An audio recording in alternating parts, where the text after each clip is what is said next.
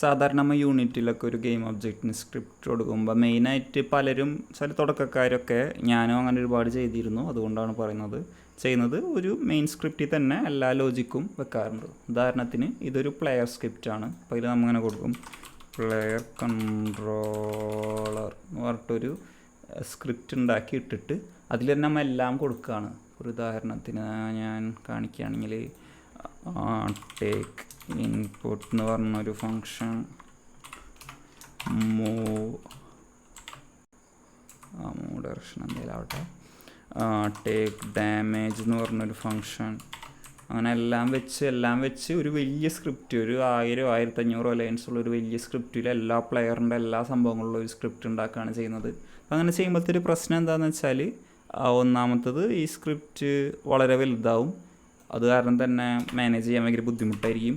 രണ്ടാമത് വല്ല പ്രശ്നമൊക്കെ വരുമ്പോൾ ബഗ്സൊക്കെ വരുമ്പോൾ കണ്ടുപിടിക്കാനും ബുദ്ധിമുട്ടായിരിക്കും, ഫിക്സ് ചെയ്യാനും ബുദ്ധിമുട്ടായിരിക്കും. അപ്പോൾ ഓവറോൾ മാനേജ് ചെയ്യാൻ കുറച്ച് ബുദ്ധിമുട്ടായിരിക്കും.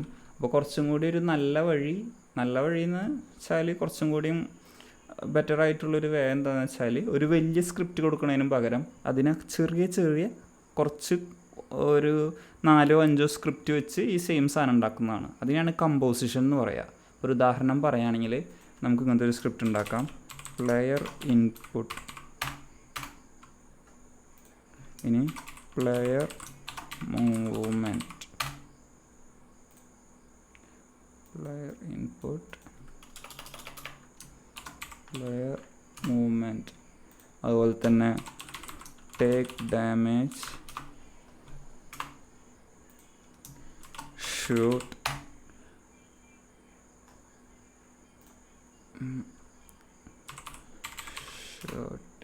അപ്പം ഇങ്ങനത്തെ ഓരോരോ ചെറിയ സ്ക്രിപ്റ്റ് വെക്കാം. അപ്പം അതിൻ്റെ ഗുണങ്ങൾ എന്താണെന്ന് വെച്ചാൽ, ഇപ്പം നമുക്കൊരു വേറൊരു ക്യാരക്ടറിനെ ഉണ്ടാക്കണമെന്ന് വിചാരിക്കുക, അപ്പോൾ ഒരു എനിമി AI-നെ ഉണ്ടാക്കണമെന്ന് വിചാരിക്കുക. അങ്ങനെയാണെങ്കിൽ നമുക്കവിടെ പ്ലെയർ ഇൻപുട്ടും പ്ലെയർ മൂവ്മെൻറ്റും ഒന്നും കൊടുക്കേണ്ട ആവശ്യമില്ല. പക്ഷേ ഇതേ സെയിം സ്ക്രിപ്റ്റ് ടേക്ക് ഡാമേജും ഷൂട്ടിങ്ങും നമുക്ക് റീയൂസ് ചെയ്യാൻ പറ്റും.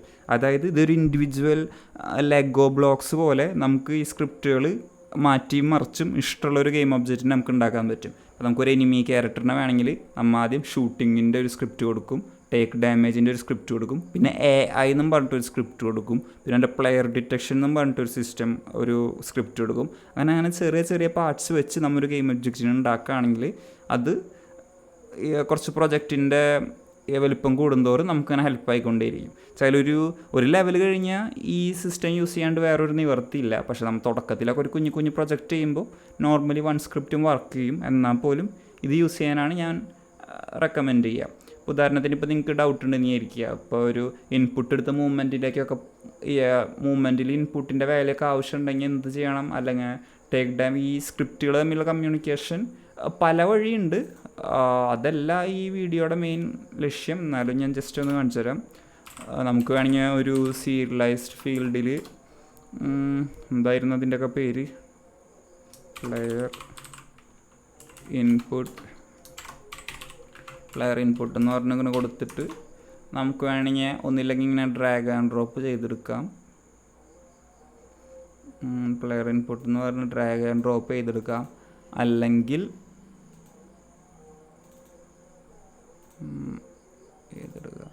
നമുക്ക് വേണമെങ്കിൽ ഒരു സ്റ്റാർട്ട് എവേക്ക് ഫങ്ഷനിലെങ്ങാനും നമുക്ക് പ്ലെയർ വേണ്ട, വേറെ ഇതാ ടേക്ക് ഡാമേജ് എടുക്കുക.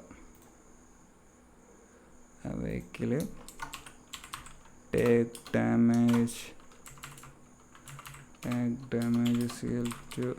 ഗെറ്റ് കമ്പോണൻറ്റ് ടേക്ക് ഡാമേജ്, ഇതേപോലെ നമുക്ക് സ്ക്രിപ്റ്റ് എടുക്കാം, അല്ലെങ്കിൽ ഇഷ്ടമുള്ള പോലെ എടുക്കാം.